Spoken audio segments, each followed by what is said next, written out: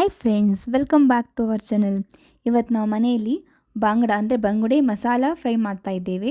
So ಬನ್ನಿ ಇದನ್ನು ಹೇಗೆ ಮಾಡೋದು ಅಂತ ನೋಡೋಣ. ತುಂಬ ಚೆನ್ನಾಗಿ ಟೇಸ್ಟಿಯಾಗಿರುತ್ತೆ ಇದು. ಸೊ ಬನ್ನಿ ವಿಡಿಯೋನ ಸ್ಟಾರ್ಟ್ ಮಾಡೋಣ. ನಾವು ಮೊದಲಿಗೆ ಫ್ರೈ ಮಾಡಲಿಕ್ಕೆ ಮಸಾಲೆಯನ್ನು ರೆಡಿ ಮಾಡೋಣ. ನಾನಿಲ್ಲಿ ಮೊದಲಿಗೆ 2 ಚಮಚದಷ್ಟು ಎವರೆಸ್ಟ್ ತೀಖಾ ಲಾಲ್ ಪೌಡರ್ ಹಾಗೂ 2 ಚಮಚದಷ್ಟು ಕಾಶ್ಮೀರಿ ರೆಡ್ ಚಿಲ್ಲಿ ಪೌಡರನ್ನು ಹಾಕಿದ್ದೀನಿ. ಒಂದು ಖಾರಕ್ಕೆ ಹಾಗೂ ಒಂದು ಕಲರ್ಗೆ, ಹಾಗೂ 1 ಚಮಚದಷ್ಟು ಅರಸಿನ ಪುಡಿ, ರುಚಿಗೆ ತಕ್ಕಷ್ಟು ಸ್ವಲ್ಪ ಉಪ್ಪು, 1 ಚಮಚದಷ್ಟು ಶುಂಠಿ ಬೆಳ್ಳುಳ್ಳಿ ಪೇಸ್ಟ್ ಹಾಗೂ ಅರ್ಧ ನಿಂಬೆಹಣ್ಣಿನ ರಸವನ್ನು ಹಾಕಿದ್ದೇನೆ. ಇಲ್ಲಿ ನಾನು ಮತ್ತೆ ಸ್ವಲ್ಪ ನನಗೆ ಖಾರ ಜಾಸ್ತಿ ಬೇಕಂತ ಮತ್ತೆ ಖಾರದ ಪುಡಿನ ಸೇರಿಸಿದ್ದೀನಿ. ನೀವು ನಿಮಗೆ ಖಾರ ಜಾಸ್ತಿ ಬೇಕಲ್ಲಿ ಜಾಸ್ತಿ ಖಾರದ ಪುಡಿಯನ್ನು ಹಾಕ್ಬೋದು, ಚೆನ್ನಾಗಿರುತ್ತೆ ಟೇಸ್ಟ್. ಅದಕ್ಕೋಸ್ಕರ ಇಲ್ಲಿ ನೀವು ಲಿಂಬೆಹಣ್ಣು ಇಲ್ಲ ಅಂದರೆ ಹುಣಸೆ ಹಣ್ಣಿನ ರಸನೂ ಹಾಕ್ಬೋದು, ಇಲ್ಲಾಂದರೆ ವಿನೆಗರ್ ಕೂಡ ಹಾಕ್ಬೋದು.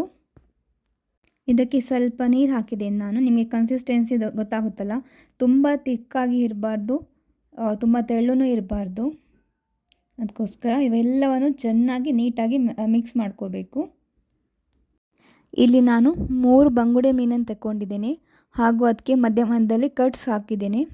ಈ ಥರ ಮಾಡೋದ್ರಿಂದ ಮಸಾಲೆ ಎಲ್ಲ ಫಿಶ್ಶಿಗೆ ಚೆನ್ನಾಗಿ ಹಿಡಿಯುತ್ತೆ. ಅದಕ್ಕೋಸ್ಕರ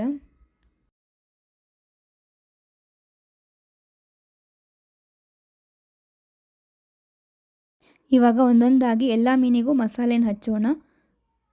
ಚೆನ್ನಾಗಿ ಹಚ್ಚಬೇಕು ಮಸಾಲೆಯನ್ನು, ಒಳಗೇನೂ ಹಾಕಬೇಕು ಮೀನಿದ್ದು.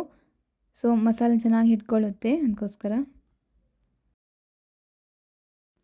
ಇದು ಮಸಾಲ ಫ್ರೈ ಆಗೋದ್ರಿಂದ ಸ್ವಲ್ಪ ಜಾಸ್ತಿನೇ ಮಸಾಲೆ ಹಾಕಬೇಕು. ನಾವು ರವೆ ಏನು ಹಚ್ಲಿಕ್ಕೆ ಹೋಗಲ್ಲ, ಅದಕ್ಕೋಸ್ಕರ ಸ್ವಲ್ಪ ಗಟ್ಟಿನೇ ಜಾಸ್ತಿ ಮಸಾಲೆ ಹಚ್ಚಬೇಕು ನಾವು. ನೋಡಿ ಈ ಥರ ಫುಲ್ 3 ಮೀನಿಗೂ ಹಚ್ಚಿದ್ದೇನೆ ನೋಡಿ, ಫುಲ್ ಕೋಟಾಗಿ ಬಂದಿದೆ ಮಸಾಲೆ. ಈಗ ಫ್ರೈ ಮಾಡಲಿಕ್ಕೆ ಒಂದು ಕಾವಲಿಯನ್ನು ತಗೊಂಡಿದ್ದೇನೆ ಹಾಗೂ ಸ್ವಲ್ಪ ಎಣ್ಣೆಯನ್ನು ಹಾಕ್ತೀನಿ. ಸ್ವಲ್ಪ ಜಾಸ್ತಿ ಎಣ್ಣೆ ಹಾಕಿದರೆ ಚೆನ್ನಾಗಿರುತ್ತೆ ಇಲ್ಲಿ. ಈಗ ಎಣ್ಣೆ ಕಾದಿದೆ, ಈಗ ಫಿಶನ್ನು ಹಾಕುವ.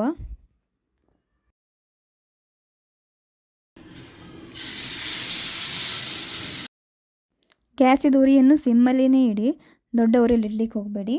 ಸಣ್ಣ ಉರಿಯಲ್ಲಿ ಅದು ಫ್ರೈ ಆಗಲಿ.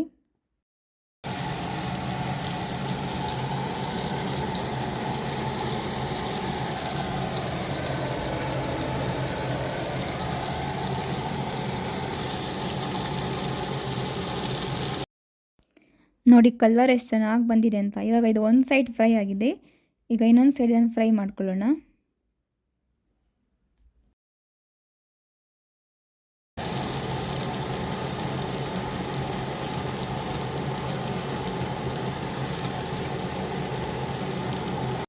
ನೋಡಿ ಇದು ಇವಾಗ ಆಗಿದೆ, ಸಖತ್ತಾಗಿ ರೋಸ್ಟಾಗಿ ಬಂದಿದೆ ನೋಡಿ, ಸಖತ್ ಪರಿಮಳ ಬರ್ತಿದೆ ಇದರದ್ದು.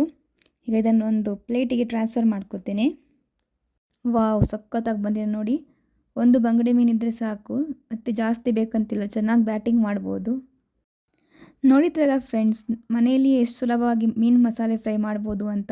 ನೀವು ಸಹ ಈ ಥರ ಮಸಾಲೆ ಫ್ರೈ ಮಾಡಿ ನನಗೂ ಕಮೆಂಟ್ ಮಾಡಿ ಹೇಗೆ ಬಂದಿದೆ ಅಂತ. ಇಲ್ಲಿವರೆಗೆ ನನ್ನ ವಿಡಿಯೋ ನೋಡೋದಕ್ಕೆ ಥ್ಯಾಂಕ್ ಯು. ಹಾಗೂ ನಮ್ಮ ವಿಡಿಯೋನ ಲೈಕ್, ಶೇರ್, ಕಮೆಂಟ್ ಹಾಗೂ ಇನ್ನೂ ಯಾರು ನಮ್ಮ ಚಾನಲ್ನ ಸಬ್ಸ್ಕ್ರೈಬ್ ಮಾಡಿಲ್ಲ ದಯವಿಟ್ಟು ಪಟ್ ಅಂತ ಹೋಗಿ ಸಬ್ಸ್ಕ್ರೈಬ್ ಮಾಡಿ. ನಿಮಗೆ ಒಳ್ಳೊಳ್ಳೆ ವೀಡಿಯೋಸನ್ನು ಕೊಡೋಣ. Thank you for watching. Take care. Bye bye. See you friends.